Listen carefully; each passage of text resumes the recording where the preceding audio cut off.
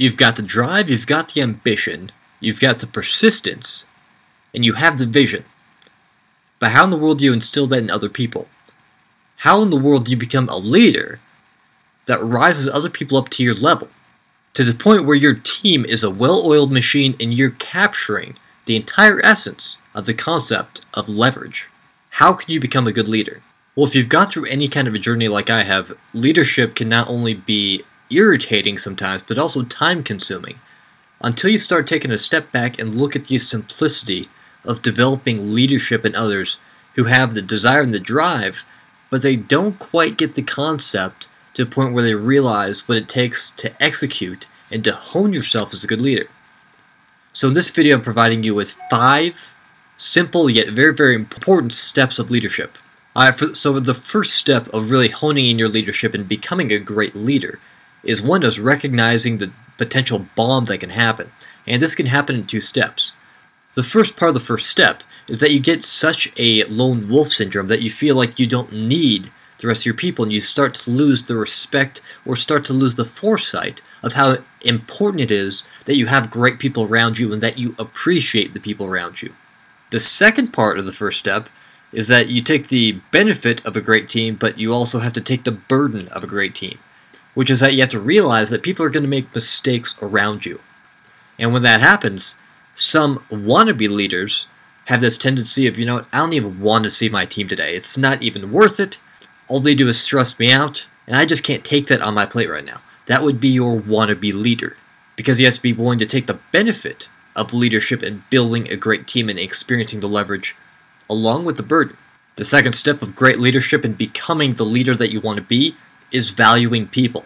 And the fundamental rule within valuing people is knowing that leadership is all about influencing people. But leadership isn't effective when you don't respect the people that you're supposed to influence and lead. You have to realize that your people need to be your most important, most appreciated, most valuable asset, and you need to learn to treat them like they are, even in their good and bad times. Another step to leadership is avoiding vertical thinking. Now, there's other ways of phrasing this, but really, it's about realizing that although you have the position of being the top dog, of being the leader, that just because you have that doesn't mean that you can treat other people like they're beneath you. Now, if you've ever followed any shows on leadership or team building, or have participated in exercises, or maybe experienced stuff within a company or within a job where you have to form a team, you'll be able to see it right away. As soon as you treat people underneath you, or the vertical thinking that you're the top dog and they're underneath you and should do what they say, it immediately causes a disconnect between yourself and them. Instead, you become the bad guy. You become the guy that they talk about behind your back. The way around this is to realize you need to do much more of a horizontal thinking, seeing them as colleagues. Although you are the leader and that you're influencing, only way that you can get ahead is by them performing at their best. So, they need to be treated as peers, not as your employees. The next step that adds on into vertical thinking is living by the thought that you need to love the people that you lead. And when you think about it, this is really an add-on to the step that we were talking about before. It's a step of, do you view your people as just cogs in the machine that you can go ahead and replace, and you're the ultimate leader, the person that's controlling where the machine goes? Or do you love them like the family that you've always wanted? Do you acknowledge the things that they've done well, the things that they need to work on? Can they tell that you care about them and that you've got their back? And the real key to loving your team is loving them like your family. And that starts with your actions rather than your words. Don't just tell them that you appreciate them. Find out what they like, find out what they dislike, find out what their strengths and weaknesses are, and go above and beyond to make sure that you're catering to both of those and show through your actions that they are appreciated and that you know that they're a valuable member. And the only way you can be successful is the way that they can be successful. And the last step is one that is not necessarily, is kind of rarely discussed. It's the law of celebration and small successes. Now, if you've been in any kind of position like myself, you realize that there's really 2 steps within success if you're going to look at a 100,000-foot picture.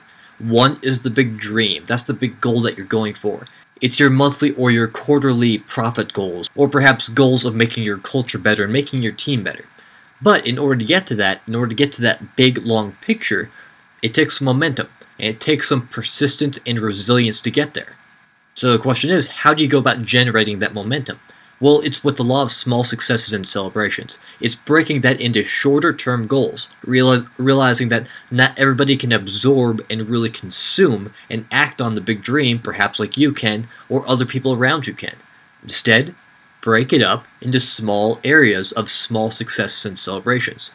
Realizing that, okay, we want to get this first step going on so that we can move on to this next step in order to get to our goal. But in order to get to that, we need to break it into little bits. So each time that we make these little moves and get closer to the overall goal, have a small celebration and appreciate the experiences that everybody's getting. And don't take for granted the small wins that people have, because who knows, it may be the confidence boost that they need to realize it's possible to get to the bigger goal. So it's all about the law of small successes and celebrations. And when you hone in those 5 skills within your team, you will become the leader that you want to be. Now, I can tell you this with absolute honesty, that I did not get to where I am of understanding leadership and working with people on a day-to-day basis until I understood the difference between the short-term goals, getting the momentum, and keeping that goal alive for your long-term vision. And the only way that I got to understand that was by putting great mentors around me and being taught on a day-to-day basis how to do it. So if you'd like the same type of leadership training and empowerment training that I've gotten to get myself to the point where I am, where I'm confident around people and I know what I'm talking about in order to hone someone in to the leader, the entrepreneur, and the team builder that they want to be, go ahead and check out the link below and see how you can go ahead and hone your leadership ability and empower yourself in your own life.